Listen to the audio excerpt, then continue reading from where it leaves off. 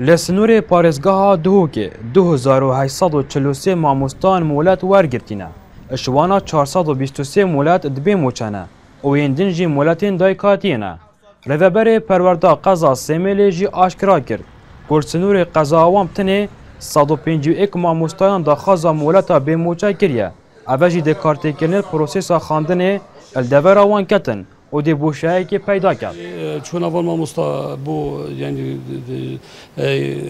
qeyran dê peyda bitin. Dê me pêdiviya pê heye qutabxana. Ez ê nimûne bêjim amadeya xankê bitinê 11 kesa daxwaza molatiya kirî ji wan neh mamostana du jîk fermanberin. Li vê de teban me rêka çareserê heye ku bes bitinê berhevbêjiye ku em bi wan qutabxanê de.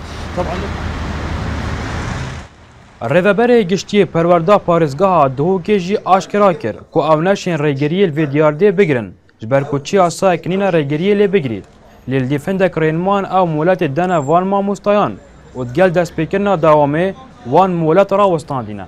قانونا وك ياسا طبعا تنشي ريلي بيجري بيجي تو موشي تو مولتا بموشا ورناجري يعني تنشي قانونا ندعي بس ما هند الشروط دانا هنا وزارتها پروردي هند مرج دانا هنا بو بدانا مولاتي اگه سالك ده صلاه ما وزيري قلت ما هند داني اگه سالك بتره حتى خرسي سال جدتن او بو وزارتي ام بلند كاينه وزارتي بس بو زانين طبعا شپازده هیوی و هیرو دیف بریارا وزارت جارکادی مولت دوماهی کاتن yani.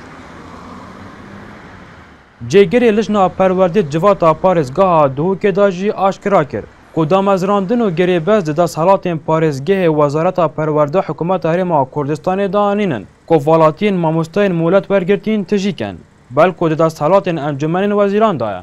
بۆ مەسلەی تەعینات و دەرەجەی تەعین ئەوە لە سەلاحیاتی وەزارەتی پەروەردە نییە و لە سەلاحیاتی پەروەردەی گشتی و پەروەردەی قەزاکان نییە لە سەلاحیاتی ئەنجومەنی وەزیرانە. ئەمساڵ بۆ ئەمساڵ هیچ دەرەجەیەکی تەعین یان دابین نەکردووە بۆ وەزارەتی پەروەردە و بۆ هیچ وەزارەتەکانی تریش. ئێمە داوا دەکەین ئەگەر پێمان خۆشە دەرەجە چاویان لە وەزارەتی پەروەردە هەبێت بۆ ئەوەی شاغرەکانی ئەوانەی کە مامۆستای بێمۆڵەت یان مامۆستای ئەو مامۆستایانەی مۆڵەتی بێموچیان وەرگرتووە بۆ ئەوە ئەو شاغرانە پڕ بکرێنەوە. Rêveberê giştiyê Perwerda Parêzgeha Duhokê ew jî aşkira kir ku gel destpêkirina dewama qutabxana ew dê dîvçûna wan mamostan ken evên bê molat çûyîne dervey welatê û dê amara diristiya mamostayên pêdivî Parêzgeha Duhokê diyar ken. Bêwarhilmiyên Artî Duhok.